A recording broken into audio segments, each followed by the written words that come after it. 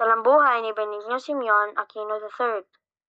Si Benigno Simeon Aquino III o Noynoy Aquino III ay isinilang noong Pebrero 8, 1960 sa Manila, Pilipinas.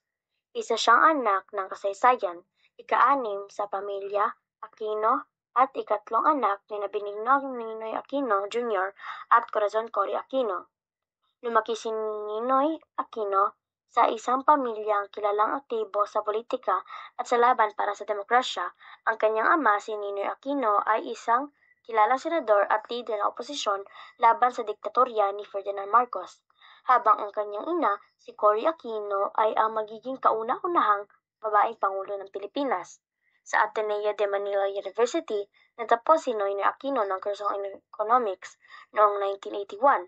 Ang kaalaman niyang ito ang magiging pundasyon ng kanyang pagharap sa mga hamon ng politika at ekonomiya.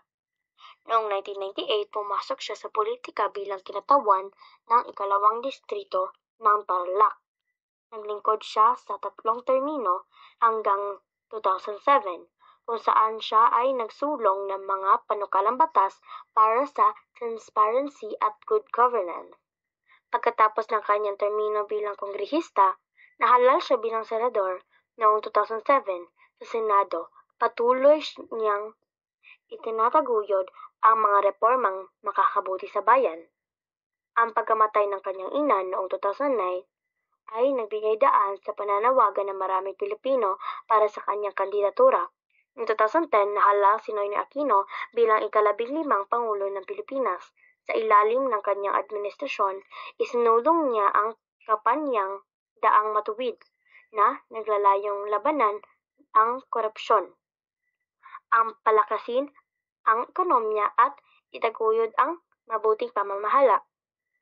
Sa panahon ng pamumuno, tumaas ang GDP ng bansa.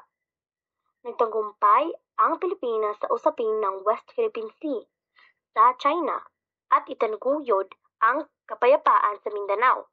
Ngunit tulad ng anumang liderato, hinarap niya ang kritisismo at hamon, kabilang ang pagtugon sa Bagyong Yolanda. Noong Hunyo 24, 2021, pumanaw si Benigno Aquino sa edad na 61 dahil sa renal disease secondary to diabetes. Iniwan niya ang pamahalaan ng mabuting pamamahala at demokrasya na kinikilala ng marami bilang bahagi ng kanyang daang matuwid. Si Noynoy Aquino ay hindi lamang isang leader, siya ay simbolo ng pagsisikap para sa malinis na pamamahala, pag-unlad at kapayapaan. Isang Aquino na ang pangalan ay bahagi ng kasaysayan ng Pilipinas. Benigno Simeon o Noynoy Aquino III, isang alay sa bayan at demokrasya.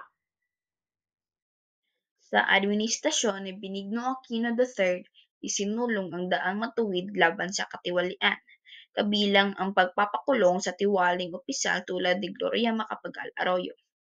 Bagamat lumago ang ekonomiya, nanatili ang kahirapan dahil sa hindi pantay na distribusyon ng yaman. Nakamit din ang tagumpay sa kaso ng West Philippine Sea, ngunit nanatili ang tensyon sa militarisasyon. Hinarap ang hamon ng Bagyong Yolanda at trahedya ng Mamasapano Incident na napalubha sa usapin ng kapayapaan sa Mindanao. Sa kabila ng mga hamon, iniwan ni Aquino ang legasiya ng reforma at mabuting pamamahala.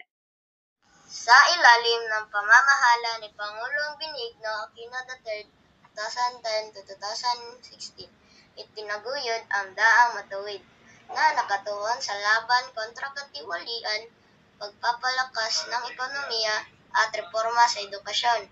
Pinalakas ang Ombudsman at COA, nakamit ang 6 to 7% na GDP growth at isinulong ang PPP program para sa infrastruktura. Ipinatupad din ang K-12 system at pinalawig ang 4Ps para sa mahihirap. Naiwan ang kanyang administrasyon ang legasya ng reforma at maayos na pamamahala.